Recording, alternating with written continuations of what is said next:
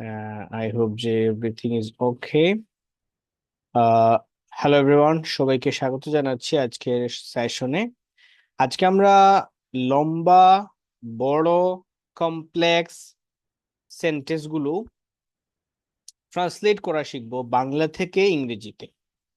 কেন শিখবো? বিকজ আমরা আমাদের মাথায় অনেক সময় আমরা বাংলায় অনেক আইডিয়া থাকে যেগুলো আমরা ইংরেজিতে রূপান্তর করতে পারি না, যার কারণে রাইটিং কিংবা স্পিকিং এ আমরা ভালো করতে পারি না এবং আইএলস এ ভালো স্কোরও আসে না।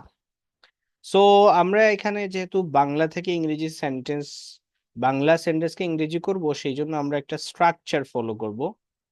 আহ আমার কথাগুলো খুব মানে ধারাবাহিকভাবে শুনতে থাকেন, ক্লাস শেষ পর্যন্ত অনেক কিছু ক্লিয়ার হবে। এবং ক্লাস শেষে যদি মনে হয় যে এরকম আরেকটা সেশন নেওয়া দরকার, আমরা নিব আপনাদের মতামতের ভিত্তিতে। তো এখানে লেখা দেখেন, লেখা আছে ম্যাজিক্যাল সেন্টেন্স স্ট্রাকচার। তো ম্যাজিক্যাল সেন্টেন্স স্ট্রাকচার মানে বুঝতে পারতেছেন, এমন একটা সেন্টেন্স স্ট্রাকচার আমরা আজকে শিখবো বা কথা বলবো যেটা ম্যাজিকের মতো কাজ করবে। সো ম্যাজিকের মতো কাজ করবে এরকম একটা স্ট্রাকচার আমরা শিখার আগে আমরা আসলে এইটা শিখার প্রয়োজনীয়তাটা কোথায় সেটা দেখবো বা বোঝার চেষ্টা করব। আমরা একটা বাক্য দেখছি এখানে, এই বাক্যটা মেইনলি আমরা দেখব। এখানে কি বলা হচ্ছে যে রহিম সাহেব একটি বাড়ি বানানোর জন্য সিলেট শহরে গত মাসে নগদ টাকা দিয়ে একটি জমি কিনেছিলেন। তো মনে করেন এটা একটা বাক্য যেটা আমরা ইংরেজি করতে চাই, কিন্তু এই বাক্যটা ইংরেজি করতে গেলে যে প্রবলেমগুলোতে আমরা পড়বো সেটা হচ্ছে যে এখানে যেহেতু অনেক তথ্য, কোনটা আমি কোথায় লিখবো, কখন লিখবো, কিভাবে লিখবো, এটা একটা কনফিউশনের ব্যাপার। এখন এই জায়গায় আমরা আগেও আলোচনায় বলেছি এবং আজকেও বলবো যে ইংরেজি বাংলা বাক্যকে ইংরেজিতে রূপান্তর করতে হলে আমাকে দুটো জিনিস জানতে হবে। একটা হচ্ছে যে বাংলা শব্দগুলো একটা বাক্যে থাকে, সেগুলোর ইংরেজি জানা লাগবে। আর এই কোন শব্দটা কখন বসাবো, কোথায় বসাবো, এই ধারাবাহিকতাটা আমাকে জানতে হবে, যেটাকে আমরা ইংরেজিতে যদি বলি সেটাকে বলা হয় সিকোয়েন্সটা জানতে হবে বা অর্ডারটা জানতে হবে। হ্যাঁ, এখন এই অর্ডারটা জানলেই আমরা মেইনলি যত বড় ইংরেজি সেন্টেন্স হোক সেটা অনুবাদ করতে পারবো পারফেক্টলি। তো এইটা আজকের যে আলোচনা, এটা যে শুধু ম্যাজিক্যাল সেন্টেন্স স্ট্রাকচার বা শুধু এই স্ট্রাকচারের উপরেই নির্ভরশীল না, আরো অনেকগুলো বিষয়েরই এখানে আলোচনা আসবে। সো আমরা ধারাবাহিকভাবে ইনশাল্লাহ বলবো। আমি যদি প্রয়োজনীয়তাটা বোঝাতে যাই তাহলে আমি এই বাক্যটাই আমরা ঠিক করলাম। মনে করেন যে এই বাক্য দেখলে আপনার মাথায় আসতে পারে যে আচ্ছা এটা কি, কিভাবে অনুবাদ করব। সো দেখেন আমরা কিভাবে অনুবাদ করি এটা। আচ্ছা, তার আগে আমরা আরো কিছু কথা বলতে চাই। ধরেন এই যে স্ট্রাকচারটা নিয়ে কথা বললাম, এটা আসলে কি? তো আমরা যদি একটা বাক্য গঠন করি, আমি আপনাকে চ্যালেঞ্জ করলাম যে আপনি একটা বিশাল সাইজের একটা বাক্য, মানে আপনার জানাশোনা অনুযায়ী সবচেয়ে বড় বাক্যটা লেখেন, আপনাকে বললাম। তো আপনি কি লিখবেন? আপনি মনে করেন যে লিখবেন এরকম যে আমি একটা বাক্য মুখে বলি, আমরা লিখবো সেটা, রহিম তার মাকে হাসপাতালে ভর্তি করার জন্য হাসপাতালের বারান্দায় গতকাল আমার সাথে হাসপাতালের সুযোগ সুবিধা ও ব্যয় নিয়ে বিশদভাবে আলোচনা করেছিল। তাহলে বাক্যটা আমি আবারও বলি, যে একটা বিশাল বাক্য, যে রহিম তার মাকে হাসপাতালে ভর্তি করার জন্য হাসপাতালের বারান্দায় গতকাল আমার সাথে হাসপাতালের সুযোগ সুবিধা ও ব্যয় নিয়ে বিশদভাবে আলোচনা করেছিল। এখন মনে করুন এই বাক্যটা আপনি কোনো একটা পয়েন্টে গিয়ে আপনার এরকম একটা বাক্য ইংরেজি করতে হবে। তা আপনার কি মনে হয়, আমাকে একটু রেসপন্স করেন, এইরকম বাক্য আপনি কি খুব ইজিলি বা নির্দ্বিধায় অনুবাদ করতে পারেন, নাকি একটু কনফিউশন পড়ে যাবে, আপনার একটু কনফিউশন হয়ে যাবে? सीक्वेंस से प्रॉब्लम है भैया। আচ্ছা, তাহলে আমরা উম, এই বাক্যটাও এখানে নিয়ে আসবো আমি একটু। এই বাক্যটা নর্মালি শিটে থাকে বাট এখন দেখতেছি না, তো আমি এটা একটু ও বে নিয়ে বিশদভাবে আলোচনা করেছিল।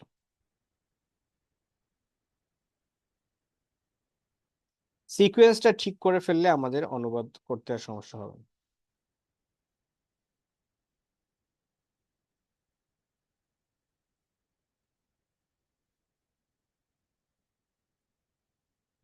এক সেকেন্ড। আচ্ছা, এখন এই যে বিশাল বাক্যটা আমি বললাম, এটা আমি একটু স্ক্রিনে নিয়ে আসি, তাহলে আমাদের এটার উপর বেস করে আমরা কথা বলতে পারবো।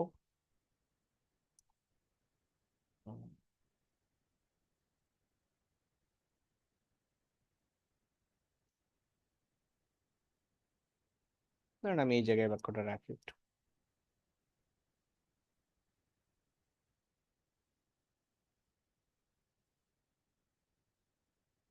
বিশাল বাক্য। এখন এরকম বাক্য কি আসলে আমাদের দরকার পড়বে কিনা, এই বিষয়ে আমার বক্তব্য হচ্ছে এরকম এত বড় বাক্য হয়তো বা আপনার সবসময় দরকার পড়তে পারবে না, বাট কখনো কখনো দরকার পড়তে পারে। আর এরকম বড় বাক্য এখানে ইস্যু না, ইস্যু হচ্ছে ছোট বাক্য অনেক সময় আপনাকে কনফিউজ করে ফেলবে বা আপনার পারফেকশন নষ্ট করতে পারে। তো এখন এই যে বাক্যটা বললাম, বিশাল বাক্য, লম্বা বাক্য, এখানে আসলে কি কি বিষয় আছে? সো একটা বাক্য যত দীর্ঘই হোক না কেন, যত লং সেন্টেন্সই হোক না কেন, সেই বাক্যে অ্যাকচুয়ালি এই কয়েকটা বিষয় থাকে, এর বেশি কিছু থাকে না। মানে আমি আবারও বলি, রিপিট করব যাতে আপনাদের জন্য, যারা প্রথমবার মিস করবেন তারা যেন বুঝেন। একটা বাক্য যত দীর্ঘই হোক না কেন, এই বাক্যে এখানে যে পয়েন্টগুলো আমি উল্লেখ করলাম সেগুলোর বাইরে আর কিছু থাকে না। অর্থাৎ সেটা কি? সাবজেক্ট, তারপরে ভার্ব, তারপরে অবজেক্ট, তারপরে ডিরেকশন, তারপরে ম্যানার, তারপরে প্লেস, তারপরে টাইম, আর তারপরে হচ্ছে রিজন। তাহলে এই কয়েকটা বিষয়ই থাকে। এখন আমরা যদি এই বিষয়গুলো কোনটা কখন ব্যবহার করতে হয় জেনে নেই, তাহলেই আমাদের কাজটা হয়ে গেল। তাহলে প্রথমে আমরা কি করতে হয়? সাবজেক্ট দিতে হয়। এখানে দেখেন একটা এ আছে, যেটা এখানে আমরা আনি নাই, এটা আমি আপনাদের সামনে একটু উল্লেখ করব, যেটাকে বলে অ্যাডভার্বস। এ মানে এখানে adverbs of frequency, adverb of frequency.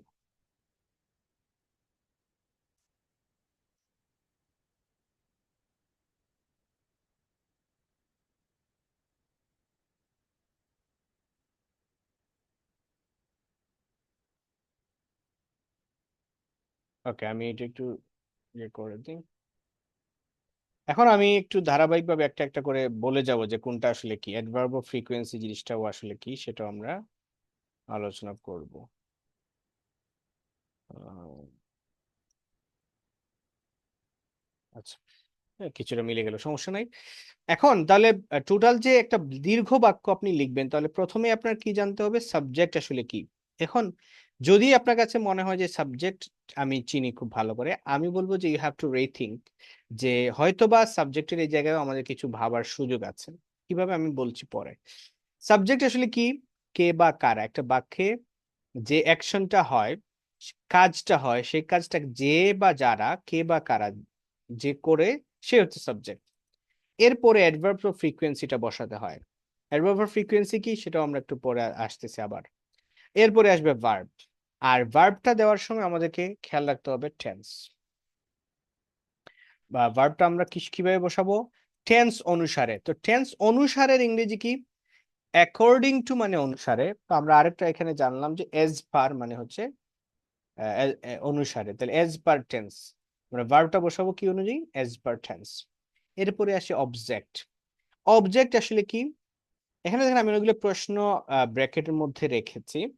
তো এই ট্রান্সলেশনের সুবিধার্থে যদি একটু বলি, যখন একটা বাক্য দীর্ঘ বাক্য হবে তখন আপনি কখন কোনটা বসাবেন সেটার জন্য আপনাকে একটু ভার্বের কাছে চলে যেতে হবে। এই যে প্রশ্নগুলো আছে সেই প্রশ্নগুলো, সবগুলো প্রশ্ন, এই যে এই প্রশ্ন, এই প্রশ্ন, সবগুলা হচ্ছে আপনি ভার্বের কাছ থেকে জেনে নেবেন।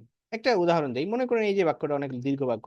রহিম তার মাকে হাসপাতালে ভর্তি করার জন্য হাসপাতালের বারান্দায় গতকাল আমার সাথে হাসপাতালের সুযোগ সুবিধা ও ব্যয় নিয়ে বিশদভাবে আলোচনা করেছিল। এইখানে মেইন ভার্বটা আসলে কি? মেইন ভার্বটা হচ্ছে আলোচনা করেছিল। তাহলে আমি যখন এই সেন্টেন্সটা ট্রান্সলেট করব, আমাকে প্রথমেই এই ভার্বের কাছে চলে আসতে হবে, এসে বলবো আমি কে আলোচনা করেছিল, তারপরে আমি আনসারটা পেয়ে যাব রহিম। সো আমরা এখানে লিখবো রহিম। আচ্ছা, সেকেন্ড যে কাজটা সেটা কি? সেটা হচ্ছে ভার্ব। এখন অ্যাডভার্ব ও ফ্রিকোয়েন্সি যদি থাকে, এখন একটা বাক্যে সবসময় তো এই সবগুলো বিষয় থাকবে না, এত কিছু থাকবে না, এখানে অ্যাডভার্ব ও ফ্রিকোয়েন্সিটা নাই। তো আমরা চলে যাব ভার্বে। তাহলে আমাদের সেকেন্ড কাজটা হবে ভার্ব। তাহলে আলোচনা করেছিল জায়গায় আমরা দিব আলোচনা করা ইংরেজি দিব ডিসকাস্ট। তাহলে রহিম ডিসকাস্ট। আমি এটাকে হাইলাইট করি। আচ্ছা, রহিম ডিসকাস্ট। এরপরে দেখেন এখানে অনেকগুলো কথা আছে, আমরা সাবজেক্ট দিলাম আর ভার্ব দিলাম। আচ্ছা, এরপরে কি আছে? অনেক কথা আছে, কি বসাবো এখানে? আসবেন আপনি সিরিয়ালে, এসে বলবেন অবজেক্ট বসাবেন। অবজেক্ট কি? কাকে, কি। এখন এইখানে আপনারা অলরেডি আমি আপনাদেরকে ইনভলভ করে ফেলবো। আপনারা কি আমাকে বলবেন, আমি যদি বলি কাকে আলোচনা করেছিল, এটার আনসার কি হবে এখান থেকে?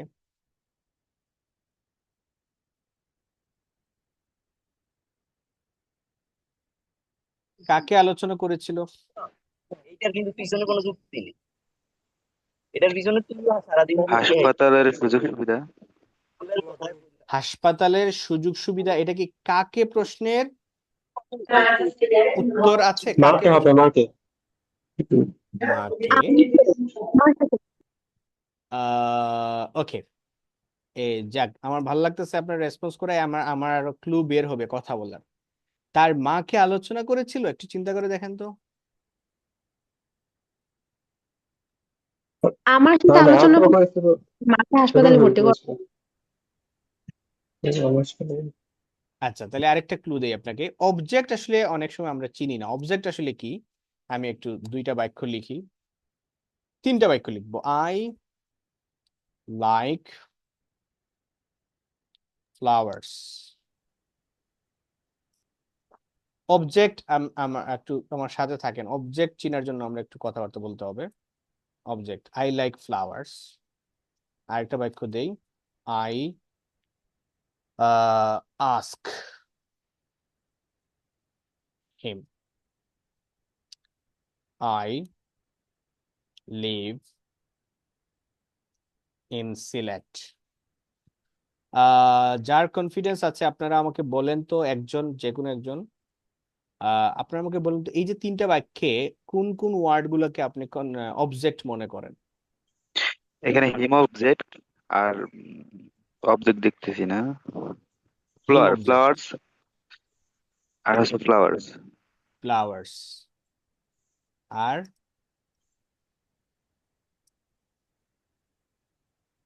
ইনসিলেক্ট। ইনসিলেট। হিম এবং ফ্লাওয়ার্স। ইনসিলেট কি অবজেক্ট না?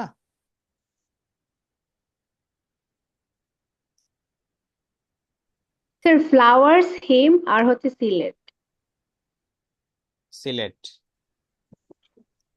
আচ্ছা, তাহলে অবজেক্ট নিয়ে আমাদের কিছু অবজেকশন আছে। অবজেক্ট হইলো গিয়া এমনিতে অবজেক্ট শব্দের বাংলা যদি আমি বলি, গ্রামারের সেন্সে সেটা হচ্ছে কর্ম, মানে যেই কাজটা সম্পাদিত হয়, মানে যেটা হয় সেটা, যেটাকে অবলম্বন করে কাজটা হয়। এখন আপনি যদি, আমি কথা বলি, অনেকভাবে কথা বলা যাবে, অনেক পেঁচানো যাবে, বাট আমি যদি সিম্পলি বলি, আসলে ব্যাপারটাকে আইডেন্টিফাই করার জন্য আমাকে দুইটা প্রশ্নের আশ্রয় নিতে হবে। আমরা এই অবজেক্ট চিনার জন্য ভার্বকে প্রশ্ন করব কাকে দিয়ে এবং কি দিয়ে। যদি আনসার পাই সেটা অবজেক্ট। এখন কাকে দিয়ে যদি প্রশ্ন করি, আনসারটা ব্যক্তিবাচক হবে সব সময়। আর কি দিয়ে প্রশ্ন করি, আনসারটা হবে সবসময় বস্তুবাচক। এখন এইখানে প্রথম বাক্যে দেখেন আই লাইক ফ্লাওয়ার্স, এখানে কাকে আমি পছন্দ করি এই প্রশ্নের আনসার নাই। তার মানে আমার কাছে অপশন বাকি থাকলো কি, আহ বাকি থাকলো কি, কি পছন্দ করি। তাহলে কি প্রশ্নের আনসারে যদি আমরা বলি তাহলে ফ্লাওয়ার্স, তাহলে এটা হচ্ছে অবজেক্ট। দুই নাম্বার বাক্যে আই আস্ক হিম, আমি কাকে জিজ্ঞেস করি, হিম, তাকে জিজ্ঞেস করি, তাহলে এটা হচ্ছে অবজেক্ট। আর এখানে কিন্তু কি প্রশ্নের আনসার নাই, এখানে কি প্রশ্নের আনসার নাই, আই লিভ, আমি কি প্রশ্নের আনসার নাই। তারপরে আহ তার মানে এখানে প্রত্যেকটাতে একটা একটা করে অবজেক্ট আছে, অর্থাৎ দুইটা অবজেক্ট টোটাল আছে, এর মধ্যে একটা হচ্ছে ব্যক্তিবাচক অবজেক্ট, একটা হচ্ছে বস্তুবাচক অবজেক্ট। আর 3 নম্বর যে সেন্টেন্স, এখানে যদি আমরা প্রশ্ন করি যে আমি কাকে বাস করি, কি বাস করি, তাহলে দেখা যাচ্ছে যে এই প্রশ্নগুলো আনসার আসতেছে না। কারণ কাকে বাস করি আনসারে কিন্তু সিলেট না, সিলেট মানে এই প্রশ্নের আনসার যদি আমরা পেতে চাই তাহলে আমাকে প্রশ্ন করতে হবে যে কোথায় বাস করি। আর আমরা জানি প্লেসকে আমরা সাধারণত অ্যাডভার্বের লিস্টে ফেলবো, প্লেসকে কোথায় ফেলবো, অ্যাডভার্বের লিস্টে। সো এখানে অ্যাকচুয়ালি আমাদের অবজেক্ট 3 নম্বর বাক্যে কিন্তু কোনো অবজেক্ট নাই। সো অবজেক্টের যে কনসেপ্ট সেটা আমরা ক্লিয়ার করার জন্য আমরা এই কথাগুলো বললাম। তাহলে দেখা যাচ্ছে যে অবজেক্ট আসলে সবগুলাকে অবজেক্ট হয় না। অবজেক্ট জানার জন্য আমাকে মানে দুইটা বিষয়ের দ্বারস্থ হতে হয়, একটা হচ্ছে কাকে প্রশ্ন করব আর একটা হচ্ছে কি দ্বারা প্রশ্ন করব। যদি আনসার মিলে তাহলে অবজেক্ট আছে, আর আনসার না মিললে অবজেক্ট নাই। এখন আপনি ভাবতে পারেন যে আমরা তো ছোটবেলায় যখন পড়লাম তখন সবসময় আমরা এরকম পড়তাম, subject plus verb plus object. তাহলে এখানে অবজেক্ট কোথায়? মনে রাখতে হবে যে একটা বাক্য পরিপূর্ণভাবে গঠন করার জন্য দুইটা উপাদান থাকা মাস্ট, আর বাদবাকি যা আছে সেটা অপশনাল, থাকতেও পারে নাও থাকতে পারে। তো অবজেক্ট যেটা সেটা কিন্তু অপশনাল, একটা বাক্যে থাকতে পারে নাও থাকতে পারে। আর আপনাদের নিশ্চয়ই মনে আছে যে অবজেক্টের পরে লেখা থাকতো যে এক্সটেনশন, মানে বাকি অংশ।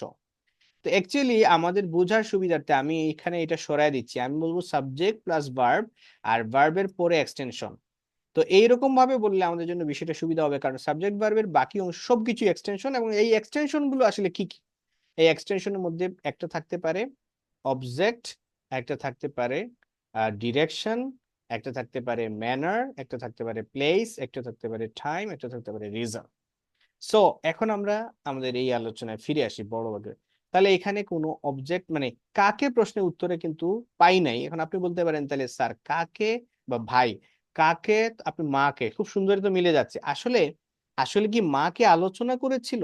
না, এইটা হচ্ছে আবার তখন আপনাকে ফ্রেজ বুঝতে হবে। ফ্রেজ মানে হচ্ছে একটা ওয়ার্ড যেখানে বসেছে সে কি একা বসেছে, নাকি তার সাথে আরো 2-3টা ওয়ার্ড নিয়ে বসে একটা নির্দিষ্ট অর্থ প্রকাশ করছে। এই ফ্রেজের দিকে যদি আপনি তাকান তাহলে এখানে তার মাকে হাসপাতালে ভর্তি করার জন্য এই পুরা কথাটা দিয়েই কিন্তু সে এখানে এসেছে, এবং এটা হচ্ছে একটা ফ্রেজ। এই ফ্রেজটাকে আপনি আলাদা যদি করেন তাহলে সঠিক অর্থ প্রকাশ করা সম্ভব হবে না। তাহলে ফ্রেজটাও আপনাকে সঠিকভাবে জানতে হবে বা বুঝতে হবে যখন আপনি আহ আহ, ইংরেজির অ্যাডভান্স লেভেলে কাজ করবেন। সো এখানে তাহলে তার মাকে হাসপাতালে ভর্তি করার জন্য, এখানে কিন্তু এই প্রশ্নের এই যে উত্তরটা, এটার প্রশ্ন আলাদাটা আছে, যেমন রিজন, কেন আলোচনা করেছিল তার মাকে হাসপাতালে ভর্তি করার জন্য। তাহলে এটা যে অবজেক্ট না, এই বিষয়টা আমি কি ক্লিয়ার করতে পেরেছি? ক্লিয়ার। ক্লিয়ার না? ওকে, ক্লিয়ার ভাবে। ওকে, গুড। তাহলে আমরা এই অংশটাকে রেখে দিলাম কোন প্রশ্নে আনসার করার জন্য, রিজনের, মানে সবার পরে আমরা এই অংশটা নিয়ে আসবো। আচ্ছা, গ্রামারে ট্রান্সলেশনের ক্ষেত্রে আপনারা যদি ইন্টারেস্টেড ফিল করেন তাহলে হয়তোবা কখনো কোনো ইউটিউব চ্যানেলে ভিডিও দেখেছেন যে গ্রামারে ইংরেজি বাক্য অনুবাদ করার জন্য আপনার শেষ দিক থেকে শুরু করতে হয়। মানে প্রথমে সাবজেক্ট দিবেন, তারপরে ভার্ব দিবেন, তারপরে এইভাবে ধারাবাহিকভাবে আসবেন। এইটাও কিন্তু সঠিক, তবে এটা কোনো কোনো জায়গায় গিয়ে কাজ করবে না। কখন কাজ করবে না? মনে করেন শেষ দিক থেকে মানে শুরু করতে হয়, এটা ঠিক আছে, এই লজিকটা 100% ঠিক আছে, কিন্তু অনেক সময় কি হয় আমরা যখন বাংলায় কথা বলি বা বাংলায় বাক্য গঠন করি তখন আমরা এলোমেলো ভাবে কিন্তু বাক্য গঠন করে ফেলি, মানে যেখানে যেটা আগে বসানোর কথা সেটা পরে বসিয়ে ফেলি, যেটা পরে বসানোর কথা সেটা আগে বসিয়ে ফেলি। যখন আমি এই উল্টাপাল্টাটা করে ফেলবো তখন আর ওই যে অনুবাদ করার যে শেষ মাথা থেকে শুরু করতে হবে, উল্টা দিক থেকে শুরু করতে হবে, এই লজিকটা দিয়ে আমি তখন আর সাকসেসফুলি অনুবাদ করতে পারবো না। তাহলে কি করতে হবে, এই আজকে আমি যেটা দেখাচ্ছি সেটা হচ্ছে আমি জাস্ট কয়েকটা পয়েন্ট ক্লিয়ারলি বুঝে যাব, দেন যেটা হবে যে আমি কয়েকদিন প্র্যাকটিস করার পরে আর শেষ মাথা থেকে শুরু করা এখানে আসবে না, আমি জাস্ট প্রশ্ন প্রশ্ন উত্তর করে আমি আমার জায়গায় ক্লিয়ার করতে পারবো, মানে আমি ট্রান্সলেশন কমপ্লিট করতে পারবো। সো এখন আমরা তাইলে কাকে, অর্থাৎ কাকে প্রশ্নের অবজেক্ট বের করার জন্য আমাকে প্রথম প্রশ্নটা ছিল কাকে। এই কাকে প্রশ্নের উত্তরে আমরা পাই নাই কিছু, তবে কি প্রশ্ন করলে হয়তো বা আনসার পেতে পারি, কি আলোচনা করেছিল? এখন আপনি চিন্তা করেন তো কি আলোচনা করেছিল। হাসপাতালের সুযোগ সুবিধা হাসপাতালে ও সুযোগ ব্যয়। সুবিধা ও ব্যয়। হাসপাতালের সুযোগ সুবিধা ও ব্যয় আলোচনা করেছিল। আচ্ছা, মানে ব্যয় নিয়ে আলোচনা করেছিল, এইটাকে আমি ধরে নিচ্ছি। তবে এখানেও কিছু বক্তব্য আছে। এটা বাংলার যে সিস্টেম, এই সিস্টেমে এটা অবজেক্ট আকারে কাজ করবে না, বাট ইংরেজিতে একটা নিয়ম আছে, সেটা হচ্ছে ডিসকাসের পরে অ্যাবাউট হয় না। সো যার কারণে ডিসকাসের পরে সরাসরি আমরা যেটা বসাবো সেটা তো অবশ্যই অবজেক্ট হবে। কি আলোচনা করেছিল? হাসপাতালের সুযোগ সুবিধা ও ব্যয় আলোচনা করেছিল। তাহলে আমরা এটাকে অবজেক্ট ধরবো। এখন আমরা এই হাসপাতালের সুযোগ সুবিধা ও ব্যয় এখানে বসাবো, কারণ আমরা জানি সাবজেক্টের পরে ভার্ব আর ভার্বের পরে অবজেক্ট। এখন আসেন আমরা এটা ইংরেজি করি। হাসপাতালের সুযোগ সুবিধা ও ব্যয়, শুধু এই কথাটার ইংরেজিটা আপনারা একটু লেখেন চ্যাট বক্সে, শুধু এই অংশটুকু।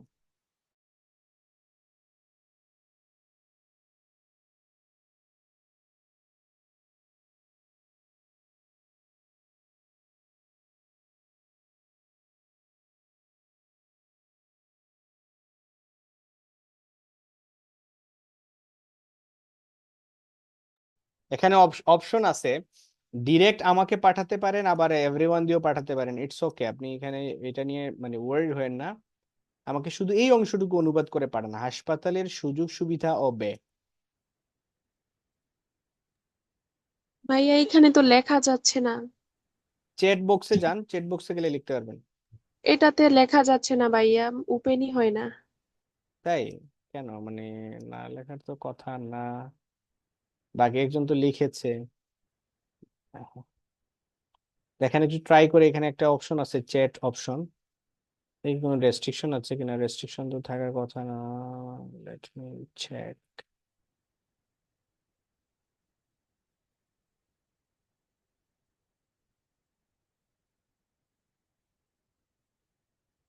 না, এখানে কোনো রেস্ট্রিকশন নাই, পারবেন এটা। আচ্ছা, একজন লিখেছেন, আমি পেয়েছি। সময় কিন্তু খুব নিম্ন।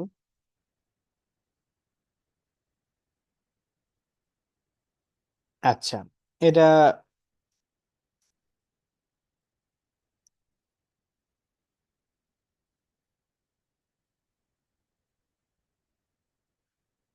আচ্ছা, অ্যাডভান্টেজেস অ্যান্ড ফ্যাসিলিটিজ এর মধ্যে একটা পার্থক্য আছে। হ্যাঁ, আমি এটা কপি করলাম একজনের লেখাটা। আচ্ছা, প্রিপোজিশনের প্রিপোজিশন নিয়ে একটু ক্লিয়ার কনসেপ্ট যদি থাকে, আপনি বড় সেন্টেন্স লিখতে গেলে আর খুব একটা প্রবলেম হবে না। তো এখানে দেখেন, আমি এটা একটু নিয়ে আসছি। আমরা যখন এরকম কথা, ছোট ছোট কথাকে অনুবাদ করব, তখন আমাকে এখানে প্রিপোজিশনের কাজটা দেখতে হবে। এখানে একটা র আছে, সো র মানে হচ্ছে প্রিপোজিশন অফ। আর এখানে অনেকভাবে লিখতে পারবেন, বাট দ্য বেস্ট মানে সবচেয়ে সুন্দর হচ্ছে যে আপনি এই অফটা বসাবেন এখানে, আর পরের অংশটা আগে নিয়ে নিবেন আর আগের অংশটা পরে নিয়ে আসবেন। যেমন সুযোগ সুবিধা মানে হচ্ছে ফেসিলিটিজ, অ্যান্ড ব্যয়ের ইংরেজি হচ্ছে কস্ট। এখন এটাকে আপনি প্লুরাল করেছেন, তাহলে এটাকেও আপনি প্লুরাল করেন।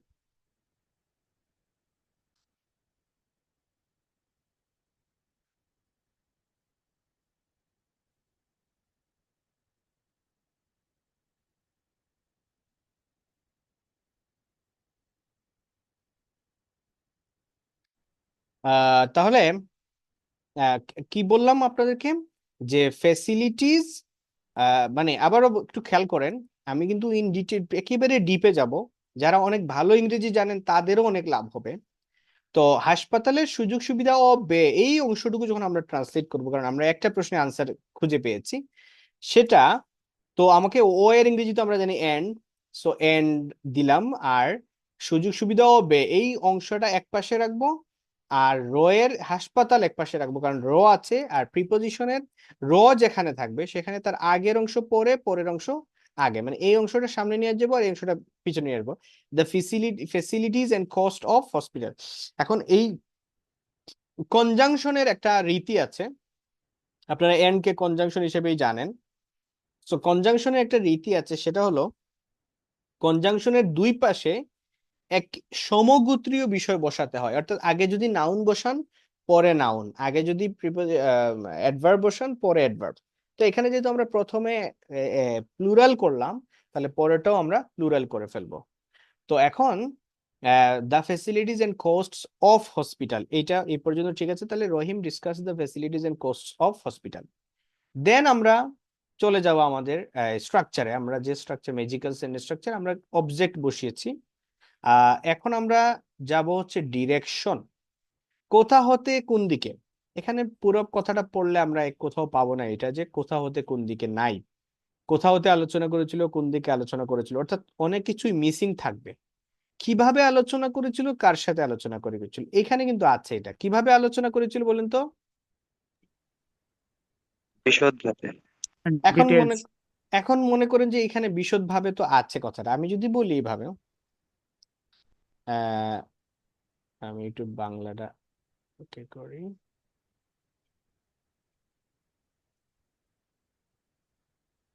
বিস্তারিত আলোচনা করেছিল, এরকম লেখাও পাবেন, বা আপনি নিজে যখন বাংলা লিখবেন আপনি হয়তো নিজেই এরকম লিখবেন, ঠিক আছে? তো বিস্তারিত আলোচনা করেছিল, এখন যদি আমি লিখি বিস্তারিত আলোচনা, তাহলে কি আপনি আহ খুঁজে পেতেন যে কিভাবে আলোচনা করেছিল? আপনি হয়তো আপনি যে কিভাবে করবেন। কিন্তু আসলে বাংলাতে আমরা যখন কথা বলি বা আমরা যখন লিখি, আমরা অনেক কিছু বাদ দেই। ইংরেজিতেও এই কাজটা ওরা করে, কিন্তু এটা আমরা বুঝতে পারি না, যেহেতু ইংরেজিটা আমাদের ভাষা না। কিন্তু বাংলায় যখন আমরা কোনো কিছু বাদ দেই, আমরা বিষয়টা বুঝতে পারি। সো আপনি যখন ট্রান্সলেট করবেন বাংলা থেকে ইংরেজি, তখন আপনাকে এইটাও জানতে হবে যে একটা বাক্যে কোন বিষয়টা আছে আসলে, কিন্তু আমরা উল্লেখ করি না, এরকম অনেক কিছু আছে। যেমন আমি বললাম যে ওকে ঠিক আছে আমি যাব না বলে অনেক সময় আমি বলতে পারি যে আপনার ফ্রেন্ডরা যদি আপনাকে জিজ্ঞেস করে কি রে যাবি নাকি ট্যুরে, ইয়েস যাব।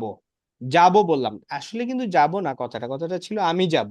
সো এইখানে কিন্তু আমি কথাটা বাদ দিয়েছি। সো ইংরেজিতেও সেম ভাবে অনেক কিছু ইংরেজরা বাদ দেয়, আমরা তখন ধরতে পারি না। সো এখানে বিস্তারিত বিশদ ভাবে যেটা ছিল, সেটা অ্যাকচুয়ালি বিস্তারিত ভাবে, এবং বিস্তারিত ভাবের মধ্যে ভাবে কথাটা কিন্তু আমরা বাদ দিয়েছি। সো এই জিনিসটা কিন্তু আরেকটু সূক্ষ্মভাবে খেয়াল করলে আমরা খুঁজে বের করতে পারবো। এন্ড এটা ইনিশিয়ালি কিন্তু এই জায়গায় আমরা পারবো না। এখন এই এই সেন্সটা ডেভেলপ কিভাবে করব, সেটার জন্য আমাকে ভালো করে পড়তে হবে, মানে প্রচুর কন্টেন্ট পড়তে হবে ইংরেজিতে। এখন আপনার যদি মনে হয় যে ভাই আমার ভালো লাগে না ইংরেজিতে কন্টেন্ট পড়তে, আমি আসলে মানে কেমনে কি করা যায় ইজিলি, দেখেন আমি সোজা কথা একটাই, যে ভালো লাগার বিষয় না এটা।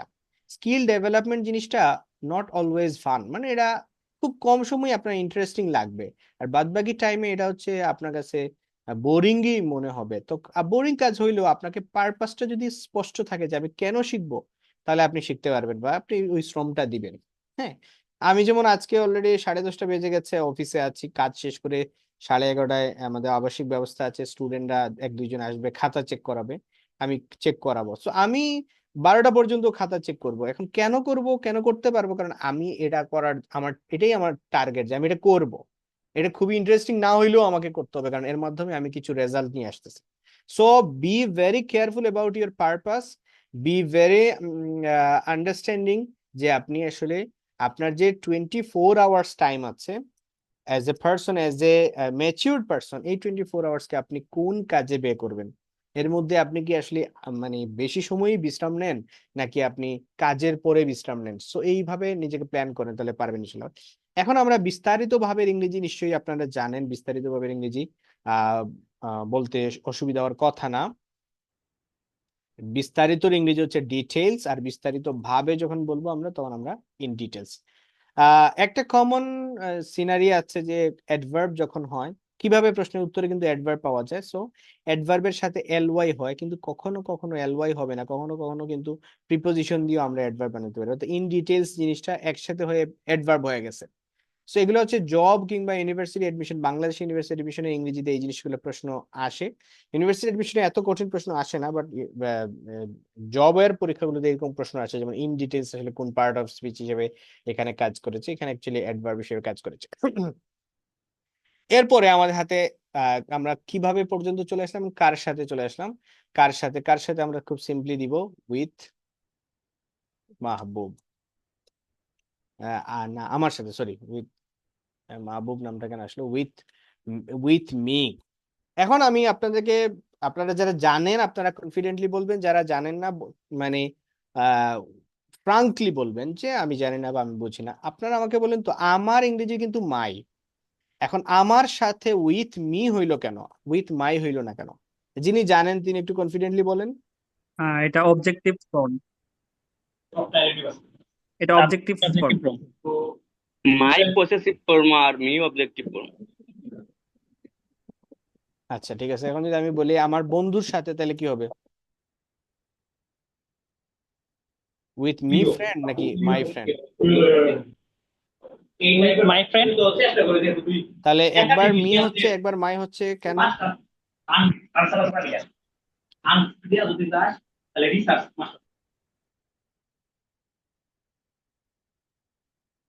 আচ্ছা এখানে ফ্রেন্ডটা অবজেক্ট আর মিটা এখানে অবজেক্টিভ ফর্ম। হ্যাঁ, অবজেক্ট জিনিসটা আসলে সাবজেক্টের সেন্টেন্সের বিভিন্ন জায়গায় থাকে, মানে ভার্বের যেমন অবজেক্ট থাকে, প্রিপোজিশনেরও অবজেক্ট থাকতে পারে। মানে এখানে যে অবজেক্টটা আমরা নিয়েছিলাম সেটা ছিল প্রিপোজিশনের অবজেক্ট, ভার্বের অবজেক্ট সেন্টেন্সে আলোচনা করেছিল। আর এখানে যেটা নিচ্ছি সেটা হচ্ছে প্রিপোজিশনের অবজেক্ট। এখন আমরা প্রোনাউনকে, প্রোনাউনের বিভিন্ন ক্যাটাগরি আছে, এর মধ্যে সবচেয়ে কমন যে ক্যাটাগরিগুলো আছে, একটা হচ্ছে সাবজেক্টিভ প্রোনাউন, একটা হচ্ছে অবজেক্টিভ প্রোনাউন। যেমন আই হচ্ছে সাবজেক্টিভ প্রোনাউন, আর মি হচ্ছে অবজেক্টিভ প্রোনাউন। আর আরেকটা প্রোনাউন আছে, সেটাকে বলা হয় পজেসিভ প্রোনাউন। তো এখন আই সাবজেক্ট যখন, তখন আই বসবে, যখন অবজেক্ট হবে তখন মি বসবে, আর যখন মালিকানা বা অধিকার বুঝাবে তখন মাই বসবে। তো এখানে প্রিপোজিশন যেগুলো আছে, প্রিপোজিশনের যদি আমরা লিস্ট আকারে ধরি, ধরেন 40 থেকে 50টা আছে প্রিপোজিশন পুরো ইংরেজি ভাষায়, যেগুলো আমরা ব্যবহার করি। হয়তো এনশিয়েন্ট সময় থেকে নিয়ে যদি 1000 বছরের ইতিহাস আমরা ঘাঁটি, তাইলে হয়তো আর অনেক কিছু পাবো। বাট ধরেন আমরা রিসেন্ট লাস্ট 50 ইয়ার্স ধরে যেভাবে ল্যাঙ্গুয়েজটা ফাংশন করছে বা আমরা ব্যবহার করছি, যেগুলো সেখানে 40 থেকে 50টা প্রিপোজিশন আছে। ওই প্রিপোজিশন গুলোর পরে যখন কোনো প্রোনাউন আসে, তখন সাধারণত অবজেক্টিভ ফর্মটা বসে। তো এখন আই এর অবজেক্ট হচ্ছে মি, ইউ এর অবজেক্ট ইউ, হি এর অবজেক্ট হিম, আওয়ার উই এর অবজেক্ট হচ্ছে আস। তো এই জন্য আমরা এখানে বসালাম উইথ মি। আর উইথ মাই ফ্রেন্ড যখন বললাম, তখন আবার উইথ মাই, কিন্তু এখানে উইথ এর পরে কিন্তু মাইটা আসে না, আমি অ্যাকচুয়ালি উইথ ফ্রেন্ড। কারণ ওই ফ্রেন্ডটা কার, সেটা হচ্ছে পজেসিভ হিসেবে, পজেসিভ এখানে নির্দেশ করলো, এখানে আবার এটা অ্যাডজেক্টিভ হিসেবে কাজ করে। সো এগুলা নিয়ে গ্রামারের ওই বিস্তারিত আলোচনা আমরা, একটা ডিফারেন্ট জিনিস ওইখানে, আমরা ওইদিকে আপাতত ডিপে যাচ্ছি না। তো আপাতত তাহলে আমরা পাচ্ছি কি উইথ মি পর্যন্ত। তাহলে কিভাবে আলোচনা করেছিল ইন ডিটেলস, কার সাথে আলোচনা করেছিল? আমার সাথে। বাকি থাকলো কি গতকাল, আর হাসপাতালের বারান্দায়, আর হচ্ছে ভর্তি করার জন্য। তিনটা জিনিস বাকি আছে। এই তিনটে জিনিসের আমার ধারণা যে আপনারা যেহেতু এখানে যারা আছেন অনেকে ইংরেজি চর্চা করেছেন বিভিন্ন সময়, সো আমাদের ধারণা যে এই ফর্মটা আপনারা জানা আছে, এমপিটি। আচ্ছা এখান থেকে যাই, এমপিটি। এমপিটি মানে হচ্ছে ম্যানার আসবে আগে, যেটা আমরা অলরেডি ব্যবহার করে ফেলেছি, তারপরে আসবে প্লেস, তারপরে আসবে টাইম। অর্থাৎ কোথাও যদি আপনি প্লেস দেখেন এবং টাইম দেখেন, আগে প্লেসটা দিবেন পরে টাইমটা দিবেন। তাহলে এখানে আমরা পাচ্ছি কি আহ বারান্দায় প্লেস। আগে কি আসবে? প্লেস আসবে, হ্যাঁ। আচ্ছা তারপরে আসবে টাইম। এই যে দেখেন ওই যে প্লেস টাইম, এখানে কিন্তু আগেরটা পরে পরেটা আগে, এই এই নিয়মে আমরা এখানে আসি নাই, মানে এইভাবে হয় নাই। অর্থাৎ উল্টা দিক থেকে যদি যাইতাম আমরা হইতো না। তাহলে আগে আসবে প্লেস। তাহলে বারান্দায়, বারান্দার ইংরেজি কি? এখানে ভাইয়া অন দা বেলকনি হবে না? করিডোর। বেলকনি। Balcony, balcony. করিডোরের বাংলা কি তাহলে? পথ। করিডোর তো পথ বা একটা রাস্তা। হ্যাঁ রাস্তা। করিডোর কিন্তু বারান্দা না, হ্যাঁ। করিডোর হচ্ছে ডিফারেন্ট থিং। করিডোর তাহলে বারান্দা। আচ্ছা এখন মনে করেন যে বারান্দাটা আবার কিসের? এখানে দুইটা প্রিপোজিশন আছে, একটা হচ্ছে হাসপাতালের বারান্দায়, অন্তস্থ ও আছে। অন্তস্থ ও এর আমরা জানি নরমালি এট, ইন এগুলো হয় আর কি, এই দুইটার মধ্যে যেগুলো। তাহলে এখন বারান্দাটা ছোট একটা জায়গা, আমরা বলতে পারি কি এট। আর বারান্দা এটা আবার কোথাকার? ওই যে র আছে, আমরা বলছি যে রটা দিয়ে দিতে হয়, সরি, আর র যেখানে দিব তার আগে এটা দিব আর পরে এটা দিব। তাহলে আগে বারান্দাটা দিয়ে দিই। বারান্দার ইংরেজি হচ্ছে balcony. At the balcony of the hospital, কারণ যেই হসপিটাল নিয়ে আমরা অলরেডি আলোচনা করেছি সেটা নির্দিষ্ট করে ফেললাম, at the balcony of the hospital. এরপরে আসবে যে গতকাল, গতকাল ইংরেজি হচ্ছে ইয়েস্টারডে।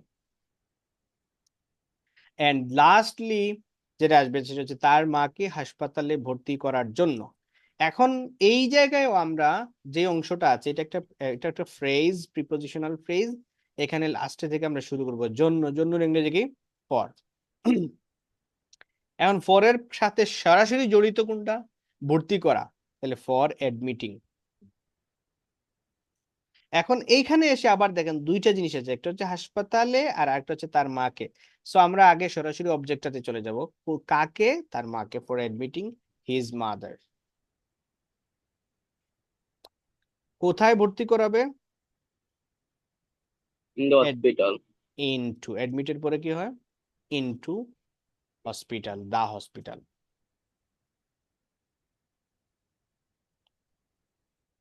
তাহলে এই হচ্ছে বিশাল সেন্টেন্স, কিন্তু আমরা এটা ট্রান্সলেট করে ফেললাম কিভাবে এই নিয়মটা অ্যাপ্লাই করে। এখন আপনি ভাবতে পারেন যে এই নিয়মটা আমি কিভাবে মনে রাখবো, কিভাবে অ্যাপ্লাই করব। আচ্ছা, কোয়েশ্চন এসেছে যে অ্যাডমিটেড না হয়ে কেন অ্যাডমিটিং হলো। কেউ আছেন এখানে এই কোয়েশ্চেন আনসার দিবেন? প্রিপোজিশনের পরে ভার্বের সাথে আইএনজি হয়। হ্যাঁ, প্রিপোজিশন। তাহলে দেখেন অনেক বিষয়, অনেক নিয়ম আছে যেগুলো আমাদেরকে জানতে হবে। এটা ছিল প্রশ্ন। প্রশ্নটা হচ্ছে অ্যাডমিটেড না হয়ে অ্যাডমিটিং হলো কেন। এখন ফরের পরে, ফর একটা প্রিপোজিশন, আর প্রিপোজিশনের পরে ভার্বের সাথে আইএনজি হলো। এখন আমি এখানে আরেকটা জিনিস আপনাদেরকে জানাই, মানে আমি একটু ডিটেল যতটুকু দরকার সেগুলো বলবো। অ্যাডমিটর তো ভর্তি করা, কিন্তু এখানে আমি অ্যাডমিটিং দিছি, মানে ডাবল টি কেন দিলাম? এটা একটা স্পেলিং এর একটা মানে ইয়ে আছে। এটা আইএনজি করতে গেলে টি দিতে হয় এই ক্ষেত্রে, যেটা এই ওয়ার্ডটা। হুম হুম কিছু কিছু ওয়ার্ডের ক্ষেত্রে ওই যে দেখা যায় ডাবল টি হয়ে যায়। হুম। আচ্ছা, এই নিয়মটা পড়ছিলাম কিন্তু আমার মনে নাই এখন। মনে নেই। মানে এখানে একটা নিয়ম আছে, বুঝছেন? একটা নিয়ম এখন আছে। মনে পড়ছে না ভাইয়া। আচ্ছা, নিয়মটা আমি বলে দেই। তাহলে প্রথম নিয়ম হচ্ছে প্রিপোজিশনের পরে ভার্ব আসলে ভার্বের সাথে আইএনজি হয়। গ্রামারের যে নিয়মগুলা, মানে যদি আপনি বেশি পড়েন আর কি, মানে এটার মধ্যে একসময় ইন্টারেস্টিং জিনিস চলে আসবে সামনে, আপনার কাছে খুব মজা লাগবে। তো ভার্বের সাথে প্রিপোজিশন নিয়ে যদি আমরা একটু আলোচনা করি, ধরেন প্রিপোজিশন হচ্ছে নর্মালি প্রিপোজিশন কি? প্রি ভাইয়া মানে পূর্বে অবস্থান করবে। কে অবস্থান করবে কিসের পূর্বে? নাউনের পূর্বে। ধরেন ইন সিলেট, তাহলে প্রিপোজিশনটা কোথায় বসে? নাউনের আগে বসে। এখন প্রিপোজিশনের পরে যদি ভার্ব আসে, আহ তাহলে কেন ভার্বের সাথে আইএনজি হয়? এর কারণ হলো ভার্বকে নাউন, ভার্বের সাথে আইএনজি দিলে সে নাউনের কাজ করে। ভার্বের সাথে আইএনজি দিলে সে কি হয়ে যায়? নাউন হয়ে যায়। ভার্বিং সমান নাউন। কোনো কোনো সময় অ্যাডজেক্টিভ হয়, সেটা আরো মজার আলাপ। কোনো কোনো সময় নাউন হয়ে যায়। তাহলে আমরা প্রিপোজিশনের পরে তো নাউন হবে, তাহলে ভার্বের সাথে আইএনজি দিলে এটা নাউনই হয়ে গেল। এক। দুই নম্বর হচ্ছে এডমিট যে ওয়ার্ডটা, এই ওয়ার্ডের দেখেন শেষে কি হবে? শেষে আছে কনসোনেন্ট আর তার আগে হচ্ছে ভাওয়েল। যদি এরকম কোনো ওয়ার্ড থাকে, ভার্ব থাকে আর কি, যেটা শেষের অক্ষর কনসোনেন্ট আর তার আগে ভাওয়েল, তখন এটা কি হয়ে যাবে? ডাবল হয়ে যাবে। যেমন ধরেন খাট। খাট অর্থ কি? কাটা। ইউটি লাস্টে কনসোনেন্ট, তার আগে হচ্ছে ভাওয়েল, তাহলে কি হয়ে যাবে? কাটিং। ধরেন ট্রাভেল, লাস্টের অক্ষর কি? কনসোনেন্ট, তারপরে কি আছে?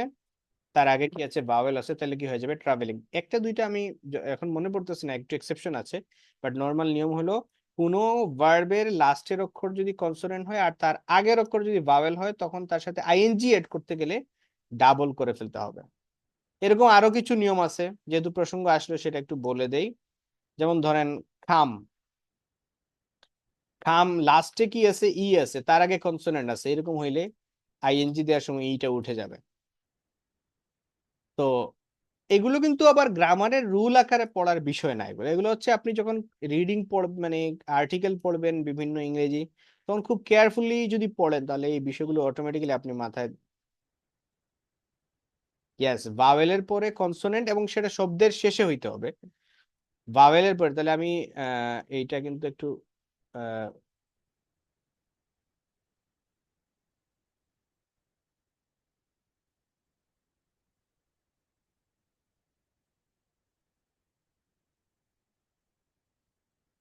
তাহলে ভাওয়েলের পর কনসোনেন্ট থাকলে ডাবল হয়, হ্যাঁ, সেটা কোন সময়? শব্দের শেষে যদি হয়। তাহলে আমরা অনেকগুলা বিষয় এখান থেকে ক্লিয়ার হইলাম। এখন মনে করেন আজকে আপনি হঠাৎ করে একটা ট্রান্সলেশনের ক্লাস করলেন, কালকে নিজে ট্রান্সলেশন করা শুরু করলেন, আপনি খুব ভালো ট্রান্সলেশন করতে পারবেন, বিষয়টা এমন না। আপনি আজকের পরে কিছু শব্দ, কিছু বাক্য অনুবাদ করা শুরু করবেন, তারপর দেখবেন কিছু নতুন নতুন সমস্যা সামনে আসতেছে, তারপর আপনি আবার বিরক্ত হয়ে যাবেন। সো আমি বলবো যে যখন কোনো কাজ করা শুরু করবেন, মানে সলভ করা শুরু করবেন, খাতা কলম নিয়ে বসবেন, প্রবলেম গুলো নোট করে রাখবেন, যাতে আমাকে পরে জিজ্ঞেস করতে পারেন, and I will give you the solution. তো এই হচ্ছে আমরা প্রথম যে বাক্যটা, আমরা বড় একটা বাক্য, এখন সব বাক্য তো এরকম বড় হবে না। এখন আমরা, এটা একটা ছোট বাক্য, ওটার চেয়ে কম্পারেটিভলি ছোট, একটা এটা কেমন? জি। স্যার, আমরা যদি এভাবে লিখি, অবজেক্টটাকে যদি সামনে নিয়ে মানে ভার্বের পরে নিয়ে আসি, রাহিম ডিসকাসড উইথ মি, তারপরে হবে না। তারপরে হচ্ছে, হ্যাঁ, হবে না। হবে না, হবে না বলতে 100টা বাক্যের মধ্যে 2-4 জায়গায় এরকম হয়ে যাবে, কিন্তু মোস্ট অফ দ্য বাক্য ভুল হবে আপনার। আর এই যেহেতু প্রশ্ন করে ফেলছেন, তাহলে আমি এই বিষয়টা আজকের ক্লাসেই আলোচনা করতাম একটু পরে, বাট এই মুহূর্তে এটা আলোচনা করাটা বেশ জরুরি। মানে আপনার প্রশ্ন অনুযায়ী আর কি। ধরেন এই যে স্ট্রাকচার, আমি কি 100টা বাক্য গঠন করলে কি সব সময় কি এই স্ট্রাকচারটা ফলো করতে হবে? মানে এটা যদি আমি ফলো না করি তাহলে কি হবে না, এরকম না। না, এই স্ট্রাকচার হুবহু ফলো করতে হবে এমন না, আরো কিছু বিষয় আছে, কিছু কিছু চেঞ্জ আনতে পারবেন। যেমন এই যে আর যেটা আছে, এটাকে আপনি সামনে নিয়ে আসতে পারবেন, খেয়াল করেন। তাহলে আপনার স্ট্রাকচারটা কিরকম হতে পারে? আপনি আরটাকে সামনে নিয়ে আসতে পারবেন কিরকম? আর মানে রিজন।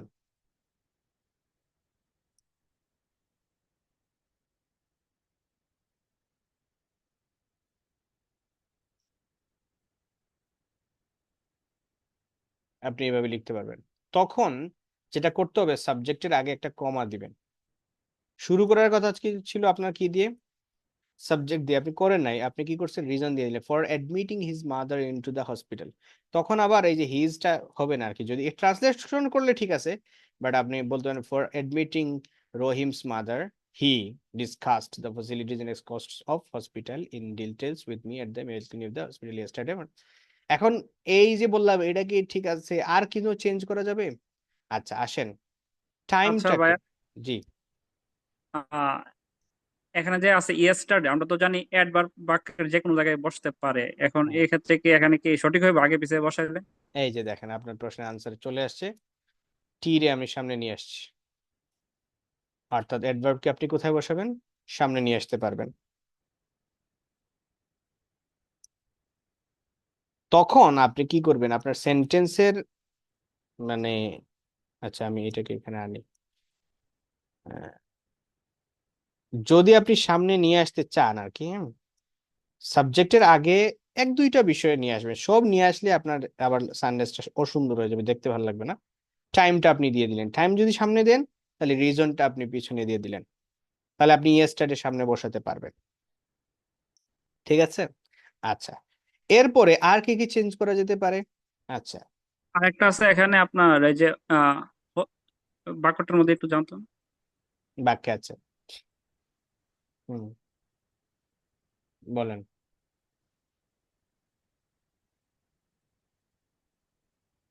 এখানে দেওয়া আছে at the balcony of the hospital. আমি হুম হুম, যদি বলি এট হসপিটালস বেলকনি। সেটা তো পারবেন, সমস্যা নেই। মানে আপনি পজিটিভ করলেন, অ্যাপোস্ট্রফি দিয়ে পজিটিভ করা যায় এবং অফ দিয়ে পজিটিভ করা যায়, করতে পারবেন, সমস্যা নেই। আচ্ছা, তাহলে আমি আমি কি করলাম, এইভাবে করতে পারি, বা রিজনটাকে সামনে নিয়ে আসতে পারি, বাদ বাকি সব ঠিক থাকবে। আবার আমি টাইমটাকে সামনে নিয়ে আসতে পারি, বাদ বাকি সব ওই স্ট্রাকচারে থাকবে। আবার যদি আপনার মনে হয় যে আহ যা আছে কপালে, আমি রিজনটাও সামনে নিয়ে আসলাম, টাইমরেও সামনে নিয়ে আসলাম, সমস্যা নাই, দুইটাকে আপনি টাইম নিয়ে আসতে পারবেন। তবে এটা সুন্দর না, সুন্দর হচ্ছে যে কোনো একটা আপনি সামনে নিয়ে আসেন। তাহলে প্রথমে রিজন দিলেন, তারপর টাইম দিলেন, তাহলে কি হবে দেখি কিভাবে হবে। আপনি হবে, for admitting his mother into the hospital yesterday, Rohim discussed the facilities and cost of hospital in details with me at the balcony of the hospital. তাহলে yesterday কে আপনি সামনে নিয়ে আসতে পারবেন। আচ্ছা, আমি তাহলে তিনটা স্ট্রাকচারই আপনাদের সামনে রাখি।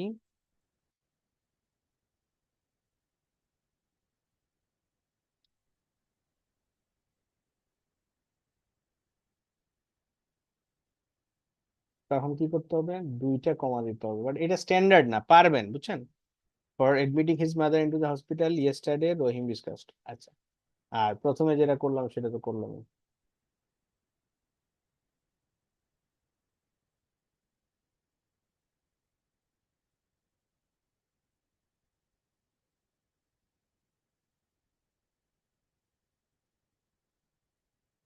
সেটা আমি কাট করি।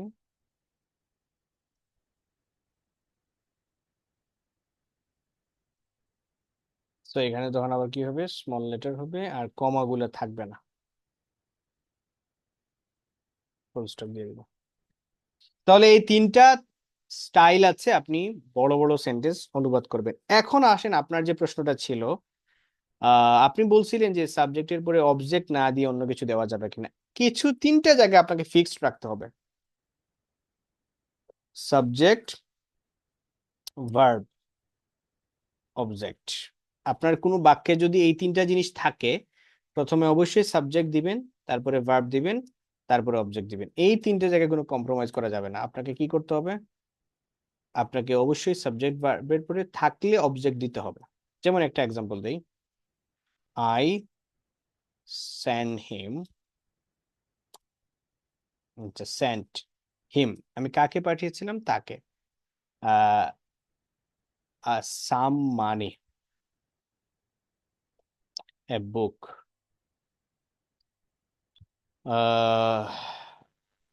Yesterday, I send him a book yesterday. Very good, সুন্দর অ্যাডভার্ব বসাই দিচ্ছেন।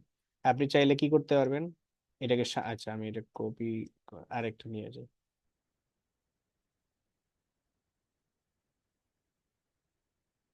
আপনি ইয়েস্টারডে কে সামনে নিয়ে যান,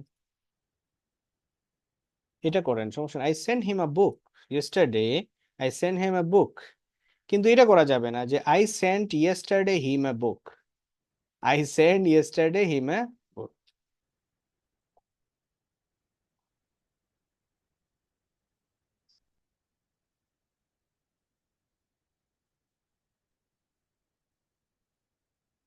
এটা একটু ঝামেলা হয়ে যাবে, এইভাবে করা যায় না সাধারণত। I send yesterday him, no, এটা ইটস নট পারফেক্ট। আচ্ছা, এখন আমি যেটা করতেছি বুঝছেন, সেটা হলো আপনাকে আমি শিখাইতেছি, মানে খুবই সিম্পলি যদি বলি, এবং আমি কিন্তু তাহলে আমি আপনাকে শিখাইতেছি, এর মানে হচ্ছে you are not an expert.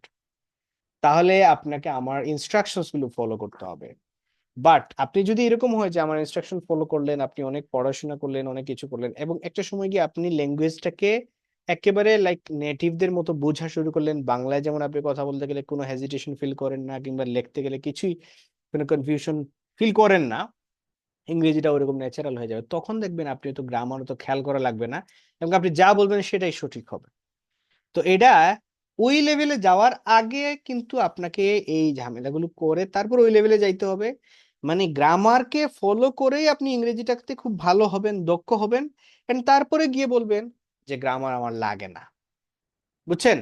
মানে এক্সপার্ট হবেন গ্রামারের হেল্প নিয়ে, বাট তখন গিয়ে দেখবেন যে আপনি গ্রামার ছাড়া কিন্তু ইংরেজিটা চর্চা করতেছেন, ইংরেজি ইউজ করতেছেন, লিখতেছেন, বলতেছেন, তখন এসে বলবেন যে গ্রামার ছাড়াই তো ইংরেজি হয়, কে বলছে গ্রামার লাগে। এবং এই কাজটাই করে অনেক টিচার, তারা যখন অনেক কিছু শিখে ফেলে, অনেক কিছু জেনে ফেলে, এবং নিজেরটা ল্যাঙ্গুয়েজটা যখন খুব ভালো বোঝা শুরু করে, তখন সে বলে যে কিসের গ্রামার, গ্রামার ছাড়াই তো ইংরেজি শেখা যায়। এন্ড দেন আবার যখন স্টুডেন্টদেরকে শিখাইতে যায়, তখন গিয়ে দেখা যায় যে না, স্টুডেন্টকে তো কিছু বলতে হলে তো তাকে নিয়মটা বলতে হয়, আর নিয়ম মানেই তো গ্রামার। তখন দেখা যায় যে ওই আবার গ্রামারে আসতে হবে। সো গ্রামার জিনিসটাকে দেখার দৃষ্টিভঙ্গিটা আমাদেরকে একটু বদলাতে হবে। গ্রামারকে আলাদা ওই কঠিন জটিল কিছু বিষয় না মনে করে, জাস্ট আপনি একটা কিছু নিয়ম আপনাকে মানতে হবে, একটা প্রসেস ফলো করতে হবে। এই প্রসেস ফলো করার মাধ্যমে আপনি অ্যাকচুয়ালি ইংরেজিটাতে দক্ষ হবেন বা শিখে যাবেন। এখন কয়টা বাক্য অনুবাদ করলে আপনি এই ফর্মুলাটা দেখা লাগবে না, সেটা এক একজনের উপর নির্ভর করবে। বাট আমি বলবো যে আপনি যদি খুবই কনসিয়াসলি 20 থেকে 30টা বাক্য সলভ করেন, ট্রান্সলেট করেন। এরপরে আপনি এই এই ফর্মুলাটা ফলো করবেন, ঠিক আছে, বাট আপনার কোনো ব্যাক পেতে হবে না বা আপনার এটাকে দেখতে হবে না, আপনি জাস্ট ব্রেইনে আপনাকে খুব ফাস্ট এইটা প্রসেস করে ফেলবেন। এখন আপনি একটু একটা বাক্য অনুবাদ করতে হয়তো 20 মিনিট লেগে যাবে, বাট একটা সময় হবে যে আপনি 10 সেকেন্ডের মধ্যে একটা বাক্য লিখে শেষ করে ফেলতে পারবেন। তো আমরা চলেন এইখানে যাই। তিনি গতকাল বিদেশ যাওয়ার ব্যাপারে আমার সাথে বিস্তারিতভাবে কথা বলেছিলেন। খুবই সিম্পল, এটা আমি আপনাদেরকে কাজ দিতেছি, আপনারা এটা অনুবাদ করেন।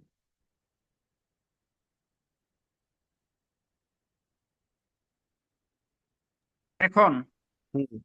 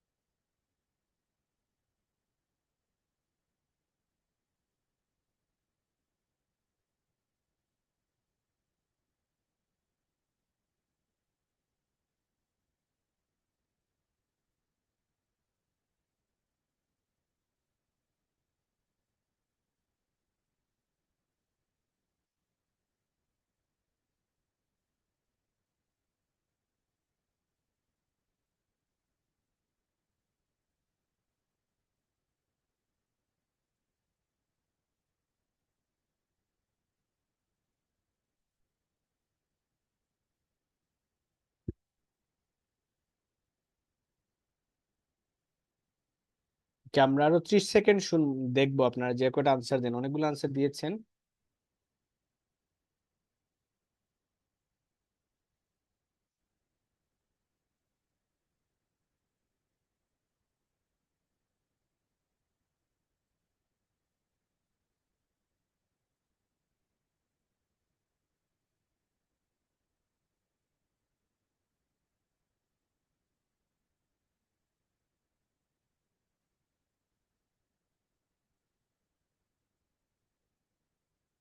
ওকে, আমরা অনেকগুলো আনসার পেয়েছি এবং আপনারা মোটামুটি ভালো ইয়ে করছেন। আমি যেহেতু এই আনসারটাতে একটা ছোট একটা ইয়ে আছে, কারেকশনস আছে,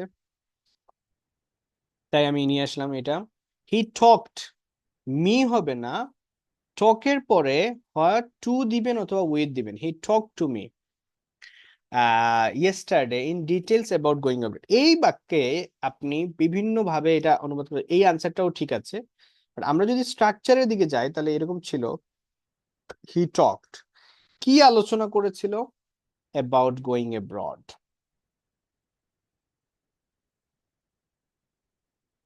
এখন এইখানে কিন্তু বিস্তারিত জিনিসটা কিন্তু আলাদা কোনো ইয়ে না, এই হচ্ছে অ্যাব্রোডের সাথে এটা সরাসরি কানেক্টেড, তাই আমরা এটা সরাসরি দিয়ে দেবো in details. He talked